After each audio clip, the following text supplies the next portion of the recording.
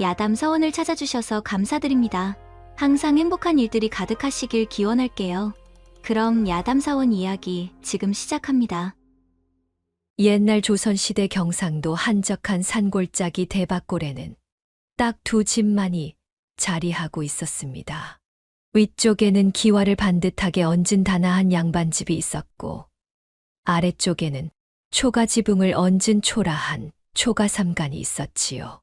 대박골이란 이름은 사방이 대나무밭으로 둘러싸여 있어 붙여진 이름이었는데, 바람이 불 때마다 대나무가 서걱이는 소리가 마치 누군가의 속삭임 같았답니다.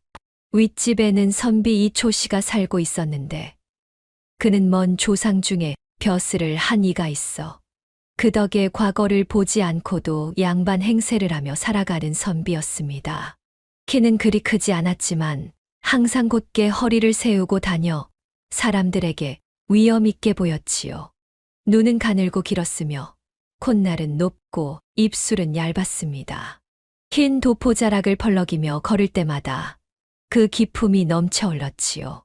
참으로 보기만 해도 양반의 기상이 느껴지는 사람이었답니다. 이초 씨는 어릴 적부터 글 공부를 하였는데 재주가 그리 뛰어나지 않아 과거 시험에는 번번이 낙방하였지요. 하지만 그는 자신이 낙방한 것을 인정하지 않고 시험관들이 내 재주를 알아보지 못했다며 오히려 도도하게 굴었답니다. 20대 후반에 부모님의 주선으로 혼인을 하게 되었는데 신부는 멀리 한양에서 온 명문가의 딸이었지요. 이복에 오늘도 경서를 읽다가 해가 넘어갔구려. 달이 밝았으니 오늘 밤에는 시 한 수 읊어볼까 하네. 이초 씨는 대개 이렇게 자신의 학식을 자랑하는 말투로 아내에게 말을 건넸습니다. 실제로는 책을 펴놓고 졸다가 일어난 것이 대부분이었지만 아내 앞에서는 학자의 위엄을 지키려 애썼지요. 반면 아랫집에는 대근이네가 살고 있었는데 대근이는 부채며 대바군이며 죽부인이며 온갖 대나무 제품을 만들어 장에 내다 파는 장사꾼이었습니다. 얼굴은 햇볕에 그을려 검붉고 울퉁불퉁한 근육이 불끈불끈 솟아있는 사내였지요. 손바닥은 대나무를 쪼개고 다듬느라 굳은 살이 박혀 있었고 손가락은 거칠었지만 대나무를 다루는 솜씨만큼은 그 누구보다 뛰어났답니다. 대근이는 원래 남쪽 바닷가 마을에서 태어났는데 18살 때 한 장돌뱅이를 따라 전국을 돌아다니며 장사를 배웠지요. 20살이 되던 해에 장터에서 대나무 세공품 만드는 노인을 만나 그 기술을 전수받았는데 손재주가 뛰어나 금세 스승을 뛰어넘는 실력을 갖추게 되었답니다. 25세 지금의 아내를 만나 혼인하고 대박골에 정착하게 되었지요. 아이고 허리야. 오늘도 죽도록 일했구먼. 여보, 술 한 사발 가져오소. 대근이는 일을 마치고 돌아오면 항상 이렇게 큰 소리로 외쳤습니다. 그의 목소리는 우렁차서 때로는 윗집 이초씨까지 듣고 미간을 찌푸리기도 했지요. 이렇게 양반 선비와 상것 장사꾼, 도저히 어울릴 턱이 없는 두 집안이었지만 이상하게도 두 집의 부인네들은 가까운 사이였답니다. 두 여인이 가까워진 것은 우물가에서 빨래를 하다 만나게 된 것이 계기였지요. 그때 이초씨 부인이 빨래 방망이를 잃어버려 대근이 마누라가 자신의 것을 빌려주면서 정이 들기 시작했답니다. 30대 초반의 대근이 마누라는 얼굴이 제법 곱상했지만 입이 거침없어 말이 많았습니다. 동그란 얼굴에 통통한 볼이 귀여워 보였고 항상 싱글벙글 웃는 얼굴이라 보는 이의 마음을 편하게 해주었지요. 그녀는 17의 부모를 여의고 친척집을 전전하다가 22의 대근이를 만나 혼인하게 되었습니다. 비록 가난한 살림이었지만 대근이가 손재주가 좋아 끼니를 걱정하는 일은 없었지요. 대근이 마누라는 이초씨 부인보다 2살 아래였는데 신분의 차이를 알고 항상 마님이라 부르며 깍듯이 대했지요. 그러나 친한 사이여서 자신의 속마음을 다 털어놓곤 했답니다. 아이고 마님, 제 얘기 한번 들어보셔요. 글쎄, 그 쌍놈만도 못한 놈팽이가 또 욕지거리를 퍼부었답니다. 제가 박물장수한테 대바구니 한 두름 주고 밥값은 한 통 샀다고 얼굴을 이 모양으로 만들어버렸지 뭐예요. 대근이 마누라는 얼굴에 멍이 든 부분을 가리키며 한숨을 내쉬었습니다. 대근이는 술만 취하면 주먹질을 하는 습관이 있었는데 아내가 조금이라도 마음에 안 드는 일을 하면 곧바로 화를 냈지요. 반면 이초씨 부인은 부잣집 맏며느리 같은 우아하고 덕스러운 자태를 지녔습니다. 긴 눈썹 아래 맑고 깊은 눈동자를 가졌으며 갸름한 얼굴에 살짝 미소를 띠고 있으면 마치 선녀가 하늘에서 내려온 듯 했지요. 언제나 은은한 미소를 띠고 있었고 말수가 적어 입이 무거웠답니다. 이초씨 부인은 한양의 명문가 출신이었는데 어린 시절부터 시와 글씨, 그림에 능했다고 합니다. 19에 이초씨와 혼인하여 대박골로 왔는데 처음에는 한양의 번화함에 익숙했던 그녀에게 이곳의 적막함이 견디기 힘들었지요. 하지만 시간이 지나면서 이곳의 고요함과 아름다움에 매료되어 지금은 만족하며 살고 있었답니다. 그런 일이 있었구려. 조금만 참으면 좋을 텐데. 이초씨 부인은 대근이 마누라의 하소연을 들으면서도 크게 위로하거나 조언하지 않았습니다. 그저 조용히 미소 지으며 말했지요. 이는 그녀의 성품이기도 했지만 자신의 처지 또한 크게 다르지 않았기 때문이기도 했습니다.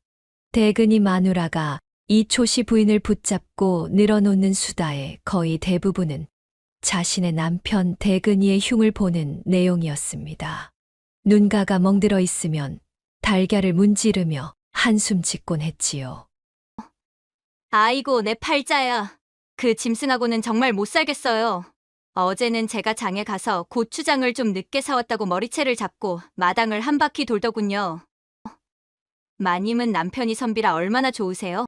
한 번이라도 손찌검하는 일이 있으세요? 이초씨 부인은 그런 대근이 마누라의 하소연을 들으며 바느질이나 술을 놓으며 빙긋이 웃기만 할 뿐이었습니다. 간혹 차 한 잔을 내어주며 위로하기도 했지요.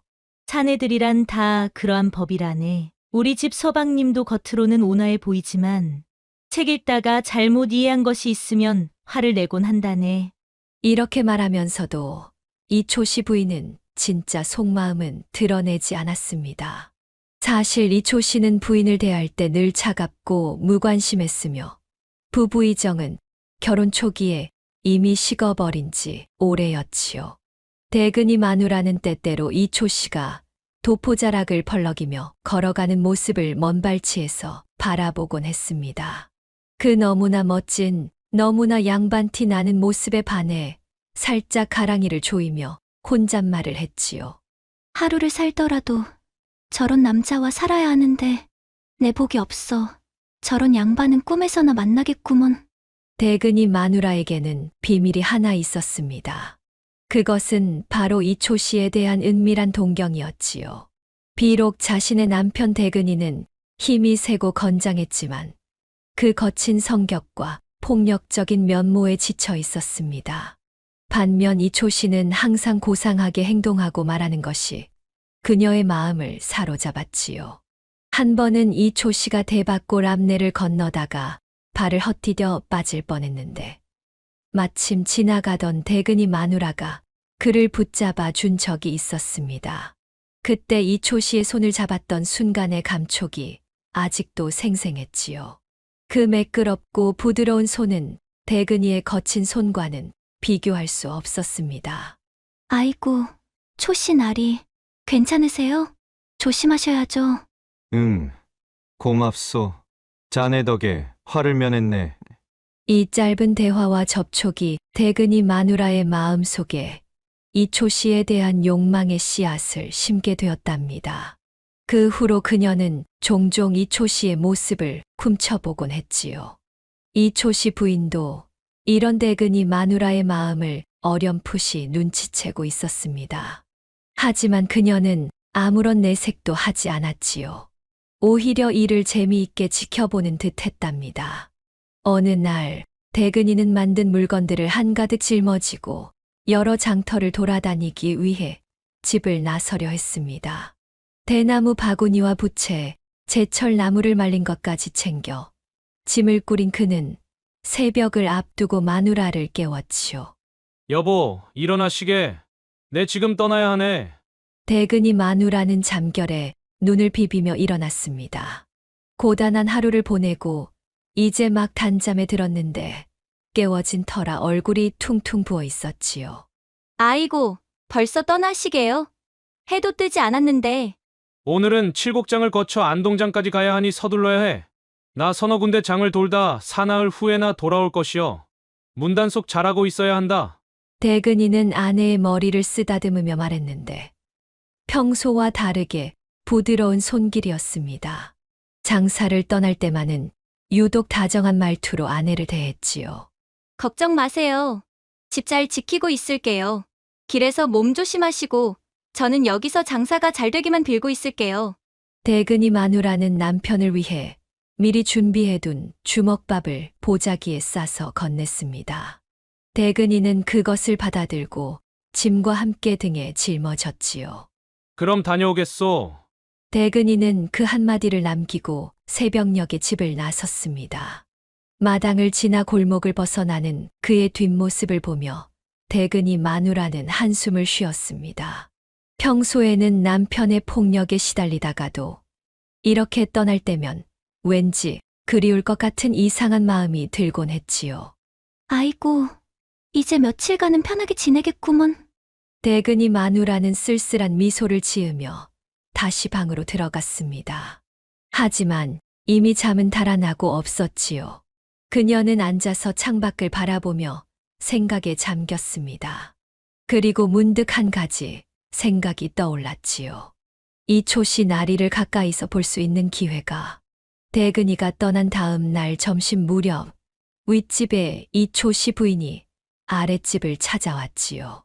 갑작스러운 방문에 대근이 마누라는 놀랐습니다. 마침 마당에서 빨래를 널고 있었는데 이초씨 부인이 장옷을 입고 내려오는 모습을 보고 반가움에 손을 흔들었습니다. 아이고, 마님, 어쩐 일이세요? 이초씨 부인은 평소보다 조금 서두르는 모습이었습니다. 얼굴에는 미소가 있었지만 눈빛이 조금 달라 보였지요. 친정어머니가 편찮으시다는 전가를 받았네. 급히 친정에 다녀와야 할 것 같아. 자네에게 부탁할 게 있어 왔다네. 이초씨 부인의 친정은 한양에 있었습니다. 이곳에서 한양까지는 최소 사흘은 걸리는 여정이었지요. 더구나 여인네가 혼자 그런 길을 떠난다는 것은 쉬운 일이 아니었습니다. 무슨 부탁이세요, 마님? 대근이 마누라의 눈이 반짝였습니다. 내심 기대하고 있던 상황이 실제로 일어날 것 같아 가슴이 두근거렸지요. 내가 없는 동안 우리 남편 식사를 좀 챙겨줄 수 있겠나? 나 없이는 끼니조차 제대로 챙기지 않을 테니 말이야. 너무 폐를 끼치는 건가? 대근이 마누라는 두 손을 모아 흔들며 대답했습니다. 가슴이 터질 듯이 기뻤지만 최대한 태연한 척 말했지요. 아이고, 마님, 걱정 마세요. 마침 우리 바깥 양반도 외장을 나가 사나흘 뒤에 나온다 했으니 초시어른 식사는 제가 잘 차려드릴 테니 친정에나 어서 다녀오세요. 이초씨 부인은 고맙다는 인사를 한 뒤 조금 머뭇거리더니 말을 이었습니다. 사실 내 걱정되는 것은 미처 말하지 못한 일이 하나 있는데 요즘 우리 남편이 밤에 종종 악몽을 꾸곤 하거든. 혹시 밤중에 소리를 지르거나 하면 놀라지 말고 따뜻한 차라도 한 잔 올려주면 좋겠네. 아이고, 그런 일이 있었구먼요. 걱정 마세요, 마님. 제가 정성껏 모시겠습니다. 이초씨 부인의 말에 대근이 마누라는 더욱 흥분되었습니다. 이것은 마치 밤에도 이초씨를 돌볼 기회를 주는 것 같았으니까요. 이초씨 부인은 간략하게 짐을 꾸려 떠났습니다. 대근이 마누라는 마당 밖까지 나와 배웅했지요. 이초씨 부인이 완전히 시야에서 사라진 후에야 그녀는 마당으로 돌아왔습니다. 아이고, 이게 웬 호강이람. 이초 씨 나리를 모시고 몇 날 며칠을 둘이서만 지내야 하다니. 대근이 마누라는 손뼉을 치며 기뻐했습니다. 그리고는 바로 계획을 세우기 시작했지요. 모처럼의 기회를 놓치고 싶지 않았기 때문입니다. 그날 저녁 대근이 마누라는 자기 집씨암탉 한 마리를 잡아 이초씨 집으로 올라갔습니다. 씨암탉은 알을 낳는 중요한 재산이었지만 이런 특별한 날을 위해 희생시킬 가치가 있다고 생각했지요. 게다가 남편 대근이에게 들키면 안 되니 속으로는 대근이가 돌아와 물으면 족제비가 물어갔다고 둘러대면 되겠지라고 생각했답니다. 대근이 마누라는 정성스럽게 닭을 손질하고 각종 나물과 함께 찬을 준비했습니다. 평소 자신이 먹는 음식보다 훨씬 정갈하고 맛있게 음식을 차렸지요. 그리고 옷도 깨끗이 갈아입고 머리도 단정하게 빗었습니다. 평소에 쓰지 않던 비녀까지 꽂아 최대한 단정하게 보이려 했지요. 아이고, 내가 지금 뭐 하는 거야. 그저 음식이나 정성껏 차려다 드리면 될 일인데. 그렇게 중얼거리면서도 대근이 마누라의 손은 분주했습니다. 마지막으로 거울을 보며 얼굴을 살펴보고 간직하고 있던 밥가분을 조금 바르기까지 했지요. 이초 씨는 푸짐한 저녁상을 보고 놀랐습니다. 평소 아내가 차려주던 소박한 저녁상과는 달랐지요. 게다가 대근이 마누라가 정성 들여 차린 것이라 더욱 의아했습니다. 이런, 자네가 이렇게 성찬을 차려오다니 내 아내도 이만큼 정성을 들이지는 못했네 그려. 아이고, 과찬이십니다. 마님 없는 동안 정성껏 모시라고 하셔서 그저 성의를 조금 보인 것뿐이지요. 대근이 마누라는 그렇게 말하며 머리를 숙였습니다. 이초 씨는 고개를 끄덕이며 식사를 시작했지요. 대근이 마누라는 옆에서 시중을 들며 이초 씨의 모습을 유심히 관찰했습니다. 그의 고상한 식사 예절과 단정한 모습이 더욱 마음에 들었지요. 어째 입에 맞으시는지요? 부족한 게 있으신가요? 그래, 자네 솜씨가 제법이구려. 이렇게 맛있게 차려주니 고맙네. 식사가 끝날 무렵 대근이 마누라는 더 놀라운 행동을 했습니다. 저녁상을 물리고 나자 분내음을 풍기며 술상까지 들고 온 것이었지요. 술은 직접 담근 청주로 평소 대근이를 위해 내어주던 것보다 훨씬 맑고 깊은 맛이 나는 술이었답니다. 이초 씨는 놀라워하며 마주 앉아 술을 따르는 모습이 영 낯설었지만 그리 싫지는 않았답니다. 사실 이초 씨는 평소 홀로 술을 마시는 것을 즐겼는데 오늘은 말동무가 있으니 더욱 흥미로웠지요. 어르신, 술 한 잔 받으시지요. 밤이 깊으니 한 잔 하시면 잠도 잘 오실 테니. 대근이 마누라는 조심스럽게 술을 따랐습니다. 손이 조금 떨렸지만 최대한 천천히 술을 따라 이초 씨에게 건넸지요. 자네도 한잔하지 그러나 혼자 마시기 적적하니 말일세. 이 말에 대근이 마누라는 잠시 당황했습니다. 여인네가 남자와 함께 술을 마시는 것은 예의에 어긋나는 일이었지요. 하지만 이런 기회를 놓치고 싶지 않았답니다. 저야, 어르신께서 허락하신다면 송구한 마음으로 한 잔 올리겠습니다. 그렇게 두 사람은 함께 술을 마시기 시작했습니다. 처음에는 어색했지만 술이 몇 순배 돌자 분위기가 풀어졌지요. 이초 씨는 평소 아내와는 나누지 않던 이야기들을 하기 시작했습니다. 젊은 시절 과거를 보러 한양에 갔던 일, 친구들과 함께 풍류를 즐기던 추억, 과거 낙방의 억울함 등을 술김에 늘어놓았지요. 사실 나는 글재주가 뛰어났네. 그런데 시험관들이 내 재능을 알아보지 못했어. 정말 억울했지. 대근이 마누라는 이초 씨의 이야기를 들으며 연신 고개를 끄덕였습니다. 마치 그가 세상에서 가장 불운한 천재인 것처럼 공감해 주었지요. 아이고, 어르신은 너무 훌륭하신데 그런 일이 있으셨다니 정말 안타깝습니다. 저는 어르신 글재주가 하늘에서 내려온 것 같다고 항상 생각했습니다. 물론 대근이 마누라는 이초 씨의 글을 본 적이 없었지만 그의 마음을 사로잡기 위해 이런 말들을 아끼지 않았습니다. 밤은 점점 깊어가고 대밭에서는 대나무 잎새가 서걱이는 소리가 들려왔습니다. 소쩍새는 애달프게 울고 적막강산 대밭골에는 단 2사람뿐이었지요. 몇 잔의 술이 더 오가자 이초 씨의 얼굴은 붉게 달아올랐고 말투도 점점 느슨해졌답니다. 여보게, 자네는 어찌 저런 거친 사내와 살고 있나? 자네같이 고운 여인이 이초 씨는 취기에 이런 말도 서슴지 않았습니다. 대근이 마누라는 속으로 기뻐하며 더욱 다가앉았지요. 어르신, 제 팔자가 기구해서 그런가 봅니다. 어르신 같은 양반을 만났다면 얼마나 좋았을까 생각도 해봅니다. 이초 씨는 취한 채로 웃음을 터뜨렸습니다. 그리고는 비틀거리며 일어나려다 그만 넘어질 뻔했지요. 대근이 마누라가 재빨리 그를 부축했습니다. 어르신, 조심하세요. 이제 주무실 시간이 된 것 같습니다. 대근이 마누라는 이초 씨를 부축하여 침소로 안내했습니다. 술상을 치우고 이부자리를 펴주자 술에 취한 이초 씨는 그대로 쓰러져 버렸지요.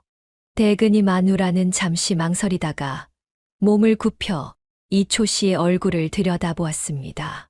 그의 숨결에서는 술 냄새가 나지만 그래도 매끄러운 피부와 고운 이목구비는 비교적 젊은 나이에 속했습니다. 이렇게 가까이서 보니 정말 잘생기셨네. 대근이 마누라는 조심스럽게 이초 씨의 도포를 벗겨주고 갓도 내려놓았습니다. 그리고 등불을 낮추고 문 앞에 서서 잠시 망설였지요. 마음속에서는 2가지 생각이 충돌하고 있었습니다. 이대로 나가야 하나? 하는 생각과 이런 기회는 다시 오지 않을 텐데. 라는 생각이 말입니다. 결국 대근이 마누라는 결심했습니다. 그녀는 촛불을 끄고 치마끈을 풀었지요. 애게게. 하지만 기대와 달리 이초 씨는 그저 어린아이 같은 모습만 보일 뿐이었습니다. 가느다란 2다리 사이에 10살 아이만한 것이 있었는데 서너 번 깜짝깜짝하고는 그만 쓰러져 코를 골기 시작했지요. 대근이 마누라의 열정과 욕망은 그렇게 차가운 현실 앞에 무너져 내렸습니다. 아이고, 마님한테 큰 죄를 지었구려. 그런데도 일이 허망하다니. 대근이 마누라는 한숨을 내쉬며 옷을 추슬러 입었습니다. 기대했던 밤이 이렇게 끝날이라고는 상상도 하지 못했지요. 대근이 마누라는 조용히 방을 나와 집으로 내려왔습니다. 그리고는 그만 남편 대근이가 그리워지는 것이었지요. 그래도 내 신랑이 으뜸이야. 마님이 불쌍하네. 그런 사람을 신랑이라고 데리고 사니. 쯔쯔쯔. 대근이 마누라는 쓸쓸한 마음으로 잠자리에 들었습니다. 하지만 잠은 오지 않았지요. 계속해서 이초 씨의 모습과 그 실망스러운 순간이 머릿속을 맴돌았답니다. 그런데 그 시각 30리 떨어진 청풍장터의 객주집에서는 다른 일이 벌어지고 있었습니다. 청풍장터는 대근이가 물건을 팔러 간다고 했던 곳이었지요. 실제로 대근이는 그날 저녁 장터에서 제법 많은 물건을 팔았고 저녁이 되자 객주집에 여장을 풀었답니다. 대근이는 술상을 치우고 뒷곁 구물가에서 멱을 감고 와 벽에 기대어 담배를 물고 있었지요. 그는 평소와 달리 신경을 쓴 듯 머리도 단정히 빗고 갓세탁한 듯한 깨끗한 옷으로 갈아입었습니다. 마치 누군가를 기다리는 듯한 모습이었지요. 그때 똑똑똑 문을 두드리는 소리가 들렸고 이내 장옷으로 얼굴을 가린 여인이 문을 열고 들어왔습니다. 객주집 주인은 이미 대근이에게 금전을 받고 이 방에 아무도 들이지 않기로 약속한 상태였지요. 놀랍게도 그 여인은 바로 이초 씨의 부인이었답니다. 그녀는 조심스럽게 장옷을 벗으며 대근이에게 다가갔지요. 오랜만이오, 대근이 서방? 이초 씨 부인의 목소리에는 평소와 다른 감정이 담겨 있었습니다. 그녀의 얼굴에는 미소가 번지고 있었고 눈빛은 어느 때보다 생기 있게 빛나고 있었지요. 허허, 마님도 참으로 대단하시구려. 이리 멀리까지? 대근이는 그녀를 반기며 두 팔을 벌려 안았습니다. 두 사람의 포옹은 오랜 연인처럼 자연스러웠지요. 그들은 서로의 얼굴을 바라보며 미소를 지었습니다. 그리웠소, 마님. 지난번 만남 이후로 매일 밤 꿈에서도 마님을 찾았소. 나도 그리웠어요. 대근이 서방. 하루하루가 지옥 같았죠. 사실 이초 씨 부인과 대근이는 이미 오래전부터 비밀 연인 사이였습니다. 그들의 만남은 1년 전 이초 씨 부인이 산에서 나무를 캐다가 길을 잃었을 때 시작되었지요. 그날 대근이가 지나가다 그녀를 발견하고 집까지 안전하게 데려다 준 것이 인연의 시작이었습니다. 처음에는 그저 감사한 마음으로 음식을 대접하는 정도였지만 점차 두 사람은 서로에게 끌리게 되었지요. 이초 씨의 냉담함과 무관심에 지쳐있던 이초 씨 부인에게 대근이의 거친 듯하면서도 따뜻한 관심은 새로운 위안이 되었습니다. 또한 대근이에게도 고상하고 우아한 이초 씨 부인은 자신의 아내와는 다른 매력으로 다가왔지요. 그들의 만남은 철저히 비밀리에 이루어졌습니다. 보통은 장터에 가는 날에 맞춰 약속을 하고 객주집에서 만났지요. 때로는 이초 씨가 친구를 만나러 간 사이 대근이가 몰래 윗집을 찾아가기도 했습니다. 이번에는 얼마나 머물 수 있어? 이틀은 있을 수 있어요. 친정에 간다고 했으니 사흘 뒤에 돌아가면 될 것 같아요. 그럼 이틀 동안 내가 마님을 행복하게 해드리겠소. 두 사람은 서로를 바라보며 미소 지었습니다.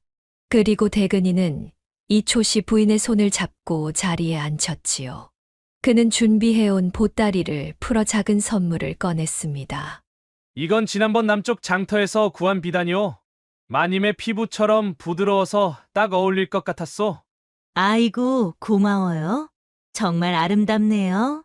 이초 씨 부인은 선물을 받고 기뻐했습니다. 대근이는 그런 그녀의 모습을 사랑스럽게 바라보았지요. 자, 이제 술 한잔 할까요? 오늘은 특별히 청주를 준비했어요. 이초 씨 부인은 가져온 보따리에서 작은 병을 꺼냈습니다. 그녀가 직접 담근 술이었지요. 그들은 함께 술을 마시며 근황을 나누고 서로의 이야기에 귀 기울였습니다. 당신 아내는 어때요? 여전히 수다스럽고 활기차나요? 예, 변함없이 그대로지요. 하지만 그 모든 수다 중에 마님 이야기가 가장 많은 것 같소. 마님을 정말 존경하는 것 같소. 그래요? 난 늘 미안한 마음이 들어요. 당신 아내는 나를 신뢰하는데 우리는 여기서 이러고 있으니 말이오.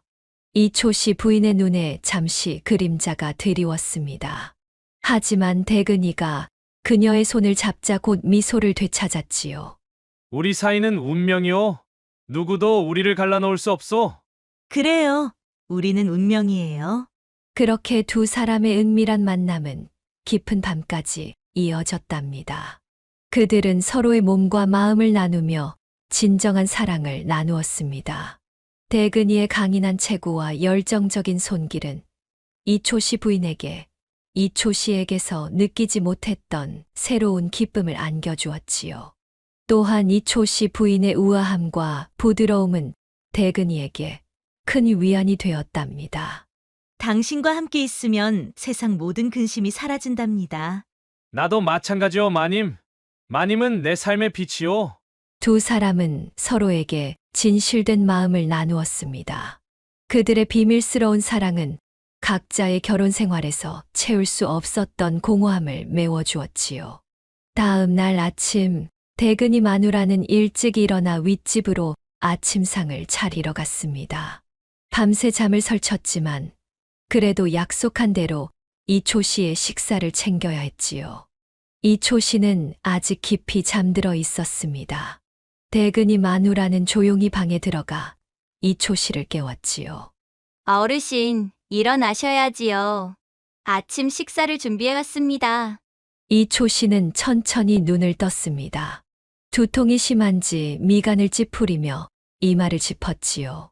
아이고, 머리가 지끈거리는구려. 어젯밤에 술을 너무 마신 것 같소. 그러셨지요. 제가 따뜻한 숙취 해소용차를 준비해왔습니다. 드시고 나면 한결 나아지실 거예요. 대근이 마누라는 정성스럽게 준비한 차를 건넸습니다. 이초 씨는 감사하다는 듯 고개를 끄덕이고 차를 받아 마셨지요. 고맙소.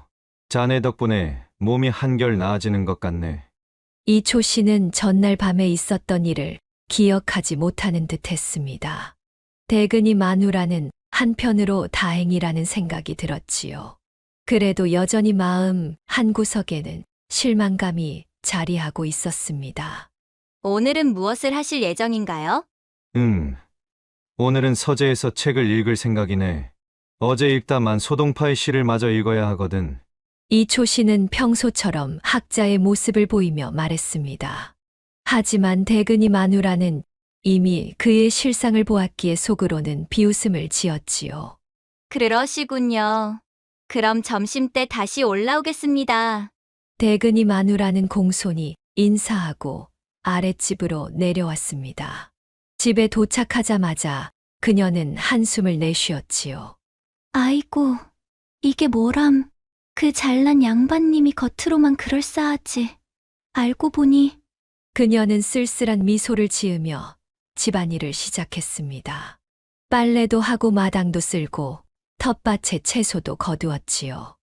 일을 하면서도 자꾸 머릿속에는 어젯밤의 실망스러운 일이 떠올랐습니다. 한편 청풍장터의 객주집에서는 이초시 부인과 대근이가 아침을 함께 맞이하고 있었습니다. 둘은 따뜻한 온기를 나누며 서로를 바라보고 있었지요. 오늘은 무엇을 할까요? 이 방에만 있기는 아쉬운데. 걱정 마시오. 내가 좋은 곳을 알고 있어. 이 근처에 아름다운 폭포가 있는데 그곳으로 소풍을 가면 어떨까 싶소? 이초시 부인의 얼굴이 밝아졌습니다. 늘 집안에만 갇혀 있던 그녀에게 자연 속에서의 소풍은 큰 기쁨이었지요. 정말요? 그거 좋겠네요. 오랜만에 바깥 구경도 하고. 그럼 간단히 도시락을 준비해 봅시다. 객주집 주인에게 부탁하면 음식을 마련해 줄 거요. 두 사람은 설렘 가득한 표정으로 소풍 준비를 시작했습니다. 마치 새로 연애를 시작한 젊은 남녀처럼 들떠 있었지요. 다시 대밭골로 돌아와서 대근이 마누라는 점심을 준비하기 위해 부지런히 움직였습니다. 아침보다 더 정성스러운 식사를 차리려고 애썼지요. 어쩌면 이번에는 이초 씨의 마음을 살 수 있을지도 모른다는 은밀한 희망을 품고 있었습니다. 점심을 들고 윗집으로 올라간 대근이 마누라는 이초 씨가 서재에서 나오기를 기다렸습니다. 하지만 한참이 지나도 서재 문은 열리지 않았지요. 어르신, 점심 식사를 가져왔습니다. 조심스럽게 문을 두드렸지만 대답이 없었습니다. 조금 걱정이 된 대근이 마누라는 문을 살짝 열어보았지요. 그러자 이초 씨가 책상에 엎드려 깊이 잠들어 있는 모습이 보였습니다. 책은 펼쳐져 있었지만 단 한 장도 넘기지 않은 듯 했지요. 아이고, 이 양반이 어디 갔나 했더니만 주무시고 계셨구만. 대근이 마누라는 고개를 절레절레 흔들며 이초 씨에게 다가갔습니다. 그를 깨우려다 문득 한 가지 생각이 떠올랐지요. 그의 얼굴을 자세히 살펴보니 생각보다 젊고 준수했습니다. 눈을 감고 잠든 모습은 평소의 위험 있는 모습과 달리 순진해 보였지요. 한 번만 더 기회를 주자. 대근이 마누라는 이초 씨를 깨우지 않고 조용히 방을 나왔습니다. 그리고 집으로 돌아가 특별한 준비를 시작했지요.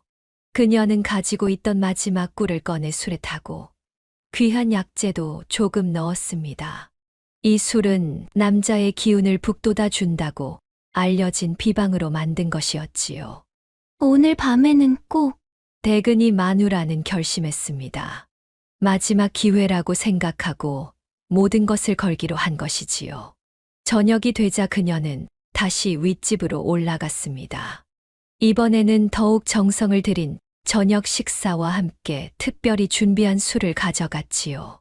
어르신, 저녁 식사 드실 시간입니다. 이초 씨는 이번에는 정신을 차린 듯 서재에서 나왔습니다. 그는 약간 부끄러운 듯 웃으며 대근이 마누라를 맞이했지요. 자네, 점심때는 미안하네. 책을 읽다 그만 잠이 들고 말았어. 괜찮습니다. 휴식도 필요하시지요. 오늘 저녁은 특별히 준비했으니 맛있게 드십시오. 대근이 마누라는 정성껏 차린 저녁상을 펼쳤습니다.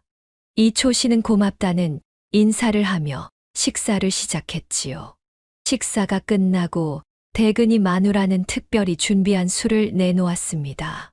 이초 씨는 어제의 일을 기억하고 처음에는 망설였지만 대근이 마누라의 권유에 모시겨 한 잔을 받아들었지요. 이 술은 특별히 어르신을 위해 준비한 것입니다. 피로도 풀리고 기운도 나실 거예요. 그래? 자네 생각이 깊구려. 한 잔 해볼까? 이초 씨는 술을 한 모금 마셨습니다. 달콤하면서도 은은한 향이 입안에 퍼졌지요. 맛이 나쁘지 않다고 생각한 그는 계속해서 술을 마셨습니다. 시간이 흐를수록 이초 씨의 얼굴은 붉게 달아올랐고 눈빛도 달라졌습니다. 그의 몸에서는 열기가 느껴졌고 말투도 점점 친밀해졌지요. 여보게, 오늘은 자네가 더욱 아름다워 보이는구려. 어째서일까? 이초 씨는 술에 취해 대근이 마누라에게 다가왔습니다. 그의 손길이 그녀의 어깨에 닿았지요. 대근이 마누라는 가슴이 두근거렸습니다. 어르신, 저도 어르신을 늘 존경해 왔습니다. 아니, 그보다 더한 마음이. 두 사람의 거리는 점점 좁혀졌습니다. 이초 씨의 숨결이 대근이 마누라의 얼굴에 닿을 정도로 가까웠지요. 그리고 마침내 두 사람의 입술이 맞닿았습니다. 대근이 마누라는 놀라면서도 그 순간을 즐겼습니다. 하지만 곧 그녀의 마음에는 불안감이 스쳐 지나갔지요. 이게 과연 옳은 일일까? 하지만 이미 욕망의 불길은 거세게 타오르고 있었습니다. 두 사람은 이내 침소로 자리를 옮겼지요. 하지만 안타깝게도 특별한 술의 효과에도 불구하고 이초 씨의 남성다움은 기대에 미치지 못했습니다. 처음에는 의욕적이던 그의 모습이 점차 실망스럽게 변해갔지요. 미안하오. 나도 이렇게 될 줄은. 이초 씨는 부끄러움에 얼굴을 돌렸습니다. 대근이 마누라는 한숨을 내쉬며 그를 위로했지요. 괜찮습니다, 어르신. 피곤하신 거겠지요. 그렇게 두 번째 밤도 허무하게 끝나고 말았습니다. 대근이 마누라는 옷을 추슬러 입고 자신의 집으로 내려왔지요. 아이고, 이게 내 팔자인가 보다. 그래도 내 신랑이 훨씬 낫네. 대근이 마누라는 쓸쓸한 마음으로 잠자리에 들었습니다. 이번에도 잠은 쉽게 오지 않았지요. 한편 청풍장터에서 하루를 즐겁게 보낸 이초 씨 부인과 대근이는 다시 객주집으로 돌아왔습니다. 그들은 폭포에서 즐거운 시간을 보내고 돌아와 함께 저녁 식사를 하고 있었지요. 오늘 정말 행복했어요. 이런 날이 매일 계속되면 얼마나 좋을까. 이초 씨 부인은 꿈 같은 시간을 보낸 후의 감상에 젖어 있었습니다. 대근이는 그녀의 손을 잡고 부드럽게 말했지요. 언젠가는 우리가 함께 살 수 있는 날이 올 거요. 그날을 위해 조금만 더 참읍시다. 그래요. 하지만 가끔은 너무 힘들어요. 집에 돌아가면 다시 차갑고 무관심한 남편과 살아야 한다고 생각하면. 내 마음도 마찬가지요. 마님을 생각하면 가슴이 아프오. 두 사람의 대화는 진솔했습니다. 그들은 서로의 마음을 나누며 위로를 얻었지요. 이초 씨 부인은 문득 생각에 잠겼습니다. 당신 아내는 어떤 사람인가요? 정말로. 대근이는 잠시 생각하다가 대답했습니다.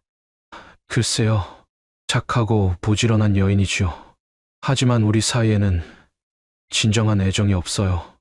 어쩌면 그녀도 나를 사랑하지 않을지도 모르지요. 그럴까요?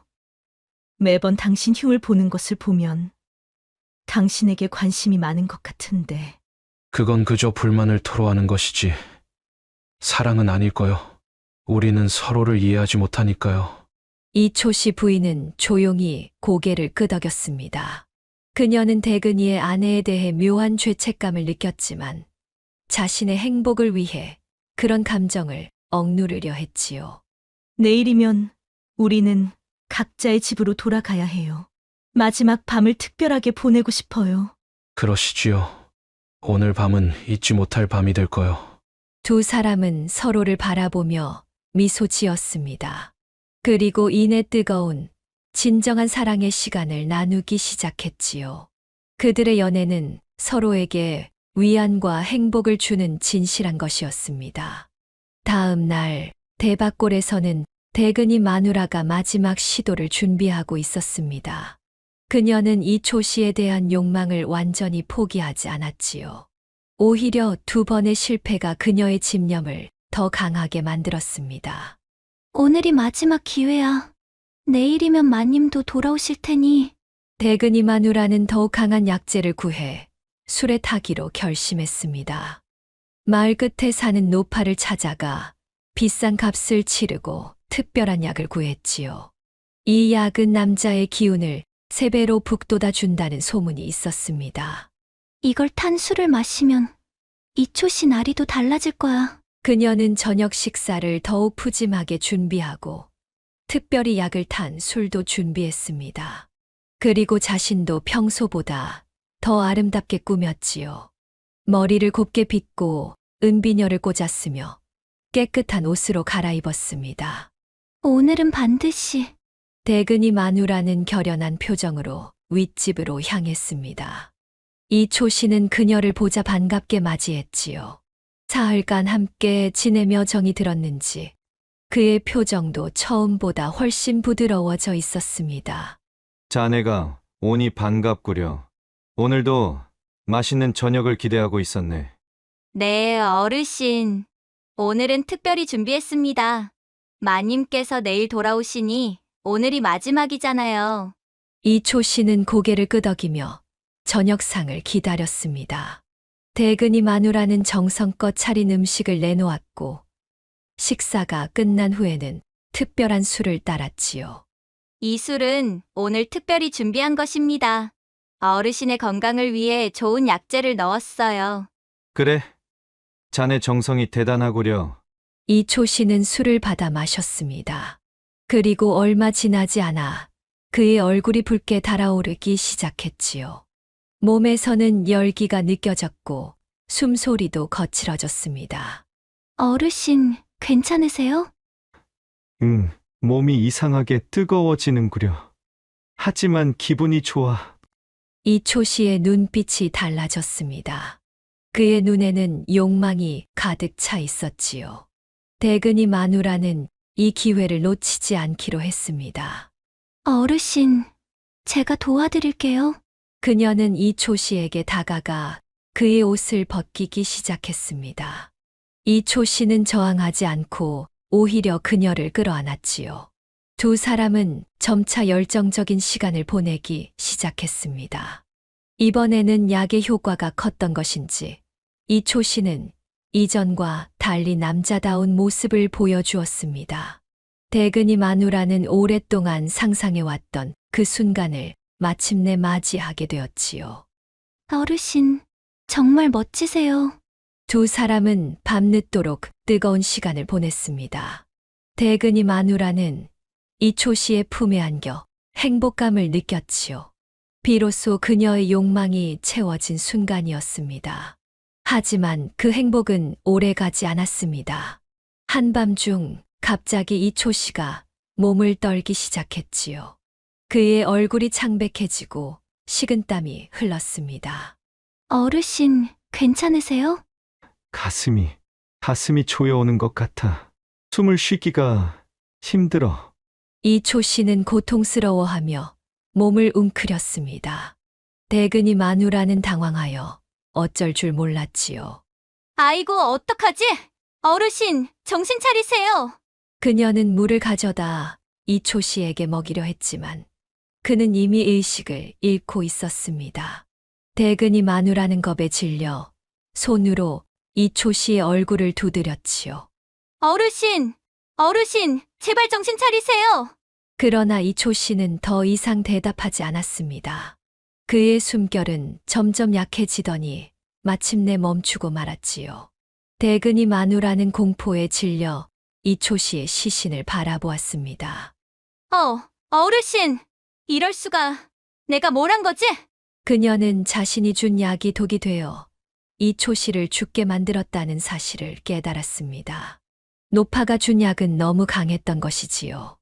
대근이 마누라는 공포와 죄책감에 사로잡혀 어찌할 바를 몰랐습니다. 이걸 어떻게 해야 하지? 아이고, 내가 사람을 죽이다니. 대근이 마누라는 정신없이 방 안을 왔다 갔다 하며 생각을 정리하려 했습니다. 만약 이 사실이 알려진다면 그녀는 살인자로 몰려 처형될 것이 분명했지요. 도망쳐야 해. 아니야. 그러면 더 의심받을 거야. 그녀는 급한 마음에 어떻게든 이 상황을 모면할 방법을 찾으려 했습니다. 그리고 마침내 한 가지 계획을 떠올렸지요. 이초 씨 나리가 몸이 아파 돌아가셨다고 해야겠어. 약을 잘못 드셔서. 대근이 마누라는 떨리는 손으로 이초 씨의 시신을 정리하고 방 안을 깨끗이 치웠습니다. 그리고 마치 아무 일도 없었던 것처럼 자신의 집으로 내려왔지요. 하룻밤 내내 그녀는 잠을 이루지 못했습니다. 죄책감과 공포가 그녀를 짓눌렀지요. 아침이 되자 그녀는 이웃집을 돌아다니며 이초 씨가 갑자기 병으로 돌아가셨다는 소식을 전했습니다. 아이고, 어젯밤에 이초 씨 나리께서 갑자기 가슴이 아프다고 하시더니 그만. 어쩌면 좋아요. 마을 사람들은 놀라워하며 곧바로 이초 씨의 집으로 모여들었습니다. 누군가 관아에 사람을 보내 이 소식을 전했고 곧 관에서 나와 시신을 살폈지요. 갑작스러운 병으로 인한 죽음으로 보이는군. 특별한 외상은 없어 보이는구려. 주습은 이렇게 판단하고 장례를 치를 준비를 하라고 지시했습니다. 대근이 마누라는 안도의 한숨을 내쉬었지요. 하지만 그녀의 마음은 여전히 무거웠습니다. 그날 오후 이초 씨 부인이 돌아왔습니다. 그녀는 마을 어귀에서 이미 남편의 부고를 들었지요. 창백한 얼굴로 집으로 달려온 그녀는 남편의 시신 앞에서 오열했습니다. 여보, 어떻게 이런 일이 내가 집을 비운 사이에 이렇게 되셨단 말이오. 이초 씨 부인의 슬픔은 진심으로 보였습니다. 대근이 마누라는 그녀의 모습을 보며 더욱 죄책감에 시달렸지요. 그녀는 조심스럽게 이초 씨 부인에게 다가갔습니다. 아님, 정말 비통합니다. 제가 옆에 있었는데도 아무것도 하지 못했어요. 괜찮네. 자네 탓이 아니야. 이게 이 사람의 운명인 것을 어쩌겠나? 이초 씨 부인은 대근이 마누라의 손을 잡으며 위로했습니다. 그녀의 눈에는 진심 어린 슬픔이 담겨 있었지요. 대근이 마누라는 더욱 혼란스러워졌습니다. 마님은 너무 자책하지 마세요. 영감님이 편히 가실 수 있게 장례를 잘 치러드려야지요. 그리 말해주니 고맙네. 자네가 있어. 정말 다행이야. 이초 씨의 장례는 사흘 동안 진행되었습니다.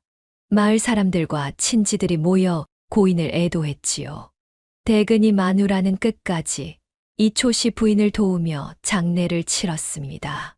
장례가 끝나고 이틀 후 대근이가 돌아왔습니다. 그는 이미 마을에 들어서기 전에 이초 씨의 죽음 소식을 들었지요. 여보, 큰일이 있었어요. 윗집 이초 씨 대감께서 그만. 알고 있어. 제가 가끔씩 식사를 챙겨드렸었는데 그러다 갑자기 돌아가셨어요. 마님이 친정에 가신 사이에. 대근이는 아내를 바라보며 고개를 끄덕였습니다. 그의 눈에는 알 수 없는 감정이 담겨 있었지요. 자네가 옆에서 잘 모셨다니 다행이구만. 마님은 어떻게 지내시는가? 많이 상심하셨지만 강인하신 분이라 의연하게 지내고 계세요. 대근이는 조용히 고개를 끄덕였습니다. 그리고 그날 저녁 그는 윗집으로 올라가 이초씨 부인에게 문상을 드렸지요. 마님, 큰 슬픔을 당하셨습니다. 삼가 고인의 명복을 빕니다. 고마워요. 대근이. 장사 잘 다녀왔소? 예, 마님. 덕분에 장사가 잘 되었습니다. 두 사람의 대화는 겉으로 보기에 예의 바르고 정중했습니다. 하지만 그들의 눈빛 속에는 서로만이 알 수 있는 은밀한 정이 담겨 있었지요. 대근이는 문상을 마치고 집으로 돌아왔습니다. 그날 밤 대근이 마누라는 남편과 마주 앉아 식사를 하며 이초 씨의 죽음에 대해 이야기했습니다. 참으로 갑작스러운 일이었어요. 저녁 식사를 하시고 나서 갑자기 가슴이 아프다고 하시더니 그랬겠구려. 세상 일이란 참으로 무상한 것이지. 대근이의 말투는 평소와 달리 차분했습니다. 그는 아내의 얼굴을 유심히 바라보았지요. 대근이 마누라는 그런 남편의 시선에 불편함을 느꼈습니다. 여보, 왜 그렇게 쳐다보세요? 아니, 자네가 요즘 피곤해 보여서 말이오. 윗집 어르신 때문에 이것저것 챙기느라 힘들었겠구려. 그렇긴 했지만 제 도리를 다한 것뿐이에요. 대근이는 고개를 끄덕이며 더 이상 말을 하지 않았습니다. 하지만 그의 눈빛은 무언가 알고 있는 듯 했지요. 대근이 마누라는 왠지 모를 불안감에 시달렸습니다. 이초 씨의 죽음 이후 대박골에는 서서히 일상이 돌아왔습니다. 이초 씨 부인은 남편의 기제사를 준비하고 대근이 부부는 평소처럼 살아갔지요. 하지만 대근이 마누라의 마음속에는 항상 죄책감이 자리하고 있었습니다. 밤마다 그녀는 이초 씨가 죽어가는 모습을 꿈에서 보곤 했습니다. 잠에서 깨면 온몸이 땀으로 젖어 있었지요. 대근이는 그런 아내의 모습을 묵묵히 지켜보았습니다. 여보, 요즘 자네 안색이 좋지 않소. 무슨 걱정이라도 있는가? 아니에요. 그저 날씨가 변해서 그런가 봐요. 대근이 마누라는 남편의 물음에 피하듯 대답했습니다. 그녀는 비밀을 간직한 채 살아가는 것이 점점 힘들어졌지요. 한편 이초 씨 부인은 혼자 남게 된 상황에서도 의연하게 지냈습니다. 그녀는 종종 대근이 부부를 초대해 함께 식사를 하기도 했지요. 그럴 때마다 대근이 마누라는 어색함과 죄책감을 느꼈습니다. 마님, 저희를 이렇게 대접해 주시다니 감사합니다. 무슨 소리신가? 우리는 이웃이자 친한 법 아닌가? 게다가 바깥 양반이 그렇게 될 때 자네가 곁에 있어준 은혜를 어떻게 갚아야 할지. 이초 씨 부인의 말에 대근이 마누라는 더욱 괴로워했습니다. 그녀는 이초 씨 부인의 눈을 똑바로 바라볼 수 없었지요. 어느 날 밤 대근이 마누라는 더 이상 비밀을 간직할 수 없다고 느꼈습니다. 그녀는 남편에게 모든 것을 고백하기로 결심했지요. 여보, 사실 제가 말씀드릴 게 있어요. 대근이는 담배를 물고 아내를 바라보았습니다. 그의 눈빛은 온화했지요. 말해보게. 저 이초 씨 나리가 돌아가신 거 사실은 대근이 마누라는 떨리는 목소리로 그날 밤 있었던 일을 하나하나 털어놓았습니다. 이초 씨에 대한 욕망, 약을 탄 술, 그리고 그의 죽음까지 모든 것을 숨김없이 말했지요. 그래서 제가 이초 씨 나리를 죽게 만들었어요. 제 욕심 때문에. 대근이 마누라는 눈물을 흘리며 고백을 마쳤습니다. 그녀는 남편의 분노와 책망을 각오하고 있었지요. 하지만 예상과 달리 대근이는 묵묵히 담배만 피울 뿐이었습니다. 여보, 왜 아무 말씀도 안 하세요? 대근이는 한참 동안 침묵하다가 입을 열었습니다. 자네가 그런 마음을 품고 있었다니 놀랍구려. 하지만 죄책감에 시달릴 필요는 없을 것 같소. 무슨 말씀이세요? 제가 사람을 죽였는데 이초 씨는 원래 병약한 사람이었어. 자네가 준 약이 아니었더라도 언젠가는 그런 일이 있었을 거요. 대근이의 말투는 이상할 정도로 차분했습니다.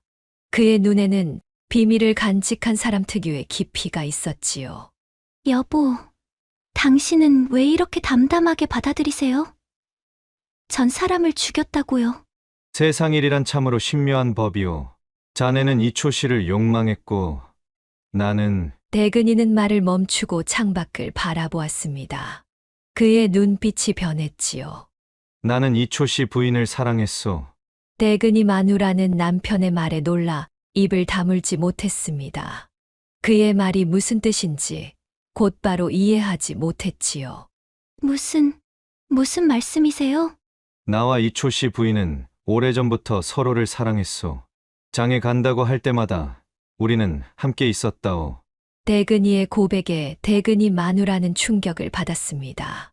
그녀는 자신이 이초 씨를 품었던 그날 밤 자신의 남편과 이초 씨 부인이 함께 있었다는 사실을 깨달았지요.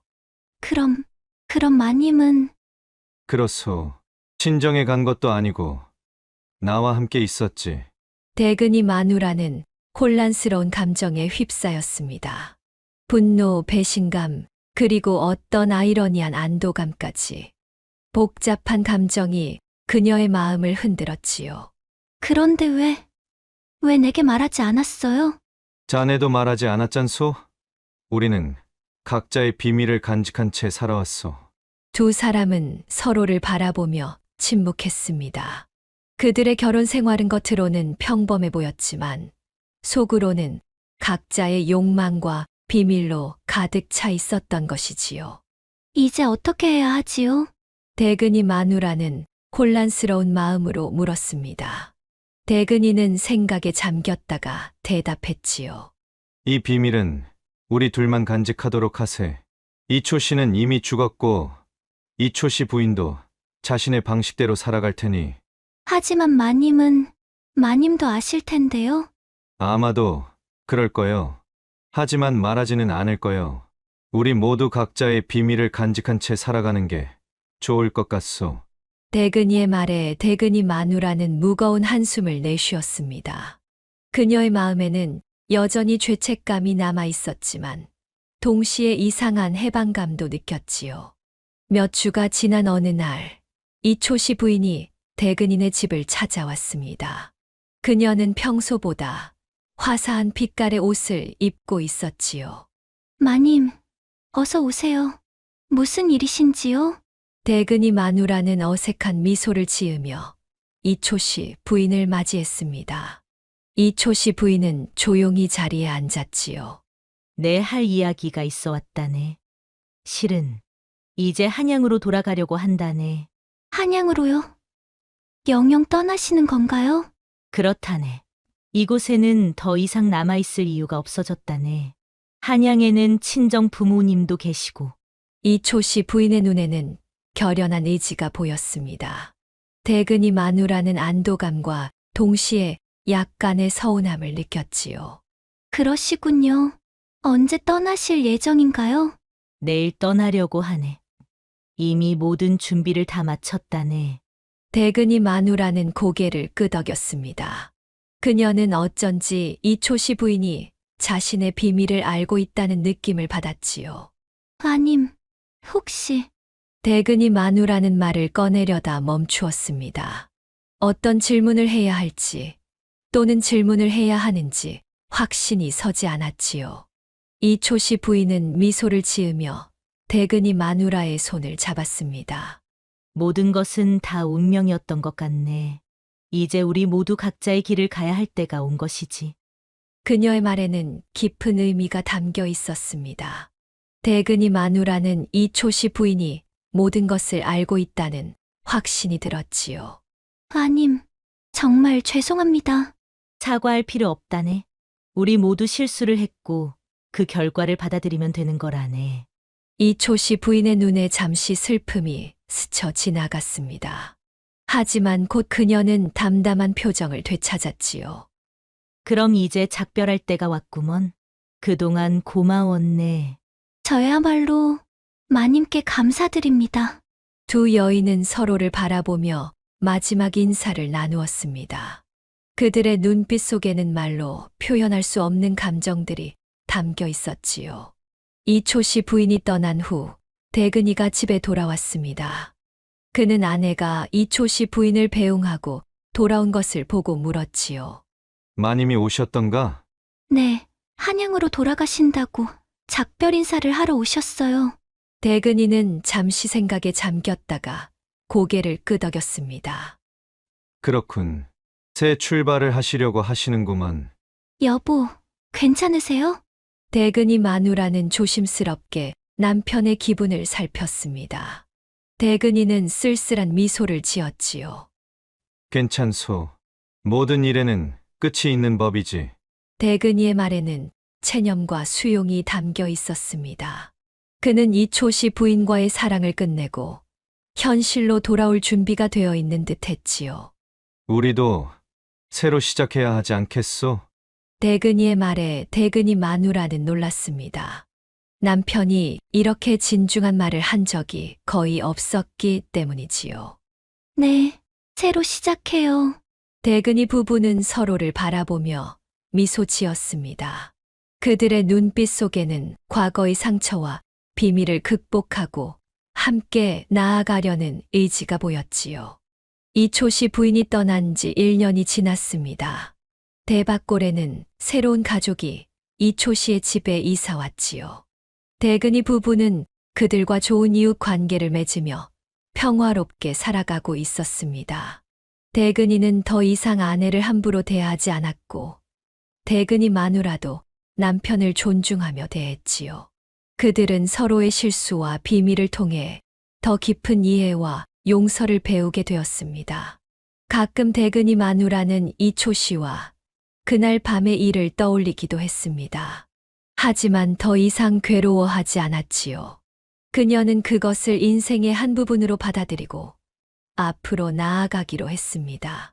대근이도 이초 씨 부인을 생각할 때가 있었습니다. 그녀가 한양에서 어떻게 지내는지, 새로운 삶을 잘 살아가고 있는지 궁금했지요. 하지만 그 역시 과거를 뒤로하고 현재에 충실하게 살아가기로 결심했습니다. 어느 여름날 대근이 부부는 집 앞마당에 앉아 저녁 노을을 바라보고 있었습니다. 대나무 잎이 바람에 서거기는 소리가 대밭골에 울려 퍼졌지요.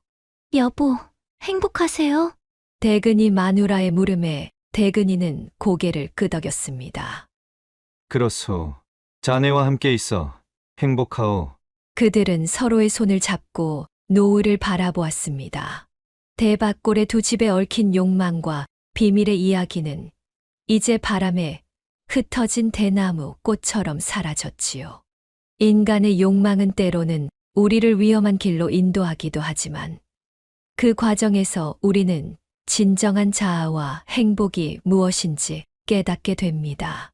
대근이 부부의 이야기처럼 욕망의 소용돌이를 지나 진정한 평화를 찾는 것이 우리 모두의 여정인지도 모르겠습니다.